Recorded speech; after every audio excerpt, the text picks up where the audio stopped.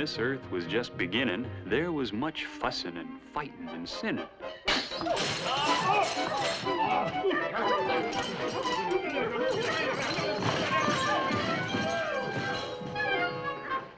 Then one day a cloud appeared up in the sky, and a great heavenly voice spoke from on high. "O good man Noah," said the voice, "the things I see leave me no choice. I must send rain and flood one day to wash the wickedness away. But what few things are good and true, those will be spared to start anew. Now, Noah, you must build an ark, and these dimensions you will mark, 300 cubits for the length. To cut such logs will take some strength, 30 cubits high and 50 wide, the entrance to be on one side, one window and a single door, basement, mezzanine, and main floor. It must be built of gopher wood. Is that point clearly understood? Use pitch to fill each crack or leak. I'll begin the rains in a week. You have 7 days to do it, so don't just stand there. Go, man, go!" When Noah got the message from the sky, that there would be a rain and the waters would be high, he called his sons together, and this is what he said. "Now, Shem and Ham and Japheth, no more sleeping late in bed. You see, I got some special orders.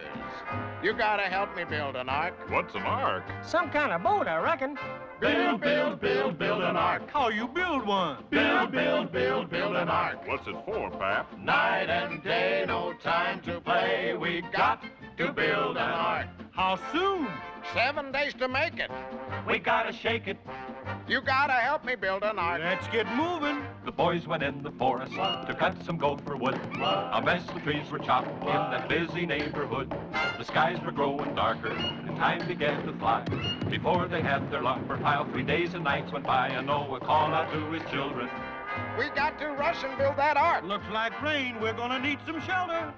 Rush, build that ark. 50 cubits wide. Rush, build that ark. Length 300.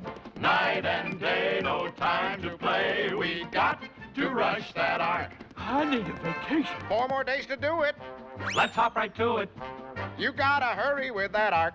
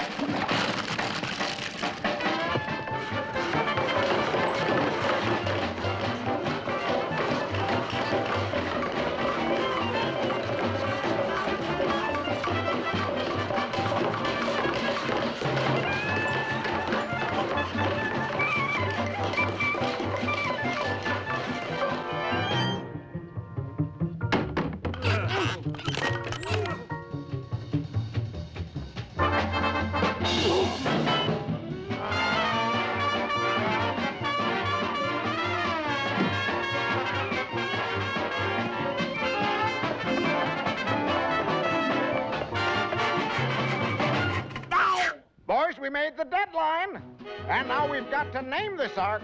Let's see, how about Shem's ark? Ham's ark? Japheth's ark?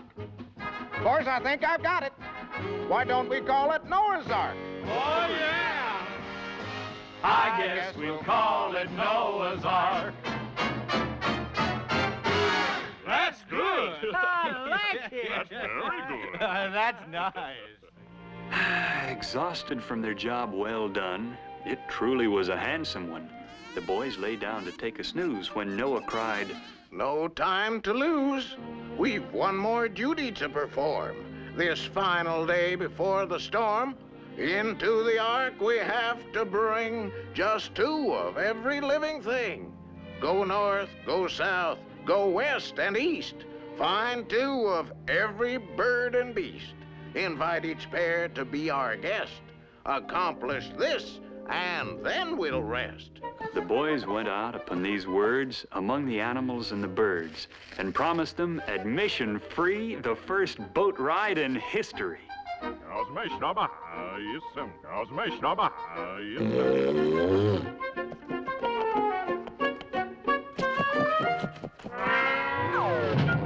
fix that. Well, I should see none of them near Carlson. They got right open, I must. Shit, get in now. And soon a crowd began to pour across the gangplank through the door. This was the season's big affair, and all the finest folks were there. Well, the aardvark came and the antelope came. The beavers, bears, and the buffalo came to the maiden cruise of the good ship Noah's Ark. The tigers came and the elephants too. The ducks and geese and the pelicans flew to the maiden cruise of the good ship Noah's Ark. The penguins dressed in formal style, flamingos wore their pink. The camels came in camel pile, the minks in natural mink. Then the whooping cranes gave a holler and a whoop, so pleased that they were part of the group on the maiden cruise of the good ship Noah's Ark. Noah carefully checked each guest on his list to make sure not a single one would be missed. Well, some of those guests were odd-looking critters. The way they were built would give you the jitters. There were duck-billed platypus half and halves, silly hyenas with sillier laughs, earthbound emus, hopscotching kangaroos, and the great galloping canoes came in twos. Well, the chimps and monks and gorillas walked in to say hello and how have you been on the maiden cruise of the good ship Noah's Ark. The ostrich pair, they were strutting so proud, and how their feathers tickled the crowd on the maiden cruise of the good ship Noah's Ark. The civet cats were seated near the horrified giraffes. The porcupines made their point clear. They'd stick around for the laugh. Then the lightning flashed and the folks were all thrilled. They knew the ocean soon would be filled for the maiden cruise of the good ship Noah's Ark. The yaks and zebras were last aboard the Ark, and just in time, for the sky was getting dark. Then Ham, Shem, and Japheth looked terribly hurt. They hung their heads and kicked their toes in the dirt. But they were all smiles and really delighted to learn they and their wives, too, were invited.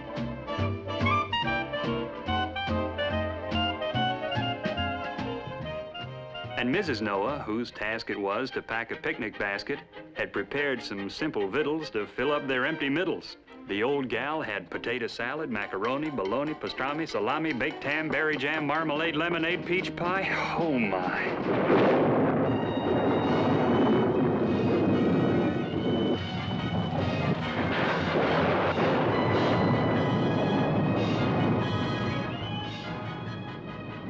My, this was no ordinary cloudburst. Of all known storms, this was the worst. Oh, it rained every day, it rained every night, but the old Gopherwood Ark was weather-tight.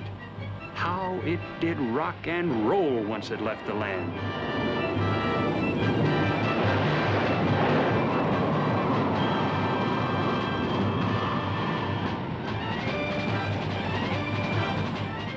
Inside, Noah had a problem on his hand.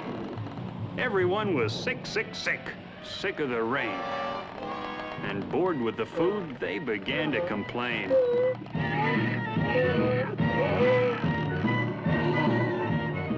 Some even said, "We've been in some boring places, but here, day after day, the same old tired faces."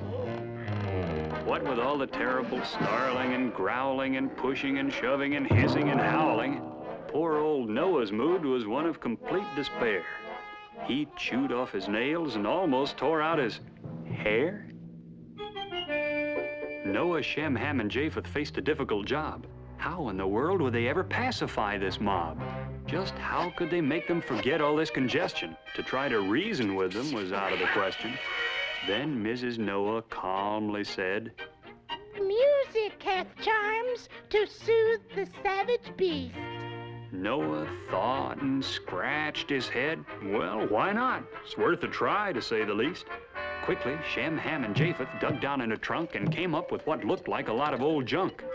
Uh-oh, then a negative thought popped into Noah's head. Suppose the music irritated them instead. Suppose that wild, crazy bunch were stampeded. Holy cow, that would be all that he needed. But then, when he heard how those sons of his played, his doubts disappeared. He knew they had it made.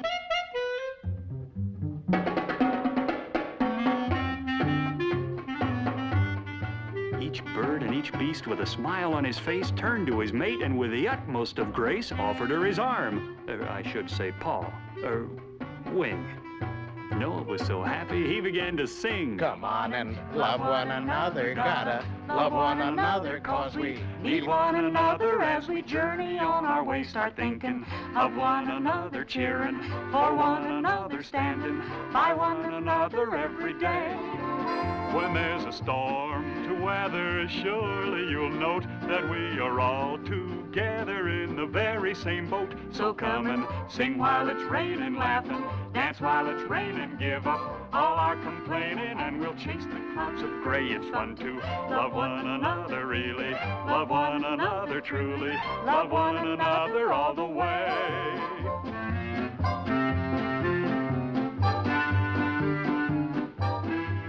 In one corner of this happy room sat Mrs. Hippo, filled with gloom. Though Harry Hippo was having the time of his life, not so his wife. She was having a jealous fit while old Harry danced and made a hit with all the females in the place. What a disgrace. So she was caught completely off guard when Noah said, Harry's such a card. He must be fun around the house. You're lucky to have such a spouse. Please, that will suffice. Mr. Noah, let me give you some advice. Now, looky here. Don't speak of stew to an oyster. Don't talk of chowder to a clam. I'm sure you realize that it ain't polite or wise to bring a leg of mutton to a lamb. Don't ever say thermidor to a lobster. If his lifelong friend you want to be, and you'd be my friend too, yes, I'd be obliged to you if you don't mention his name to me. Don't speak of traps to a gopher. Don't you holler camphor to a moth. And when standing near a horse, to mention glue, of course, would put that poor old critter in a frost.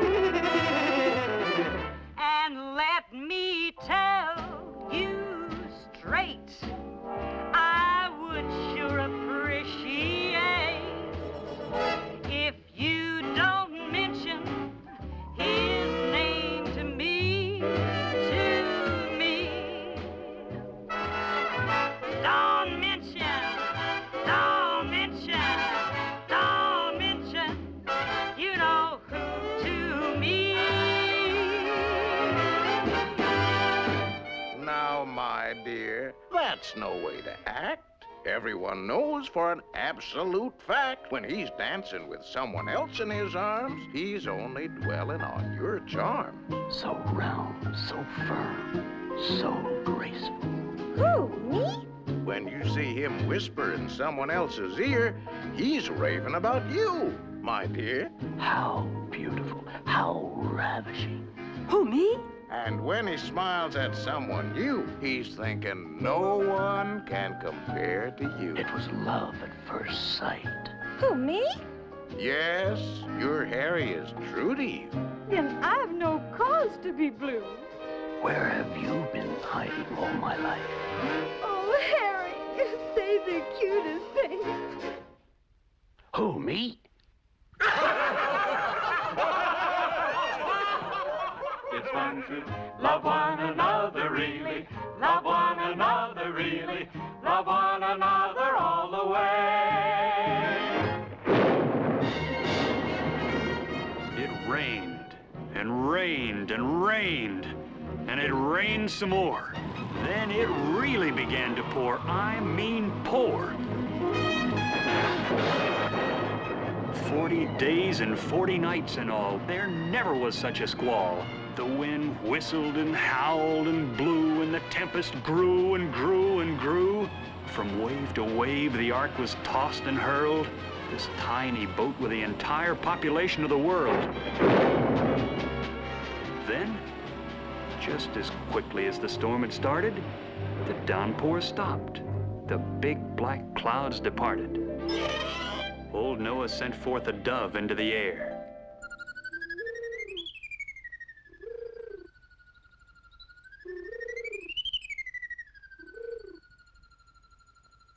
Returned with olive branch, forecast, weather fair. Noah ran quickly downstairs with what he'd heard. This was gospel truth. He got it from the bird. The rains had stopped. The skies were bright and clear. Their trip was over. They were here. But where was here? No one seemed to know, or even seemed to care. The important thing was that they were there. Then they finally saw just where they were at, beached high and dry on good old Mount Ararat. Then everyone hugged and kissed and hugged their wives. This was a trip they'd remember all their lives. Now they waved goodbye and began to descend. Yes, all ashore, 'cause this was the end of the maiden cruise of the good ship Noah's Ark. They headed home with their little ones now. The families all grew larger somehow on the maiden cruise of the good ship Noah's Ark. They all went off in little bands to Asia or Peru, to Africa and other lands where life was starting anew. Now they all could brag every place that they'd go. Our family came over, you know, On the maiden cruise of the good ship Noah's Ark. So ends the tale of the world's first boat, and of the history it wrote, and of the man who proved his worth back in the earliest times of Earth. It was the maiden cruise of the good ship Noah's Ark.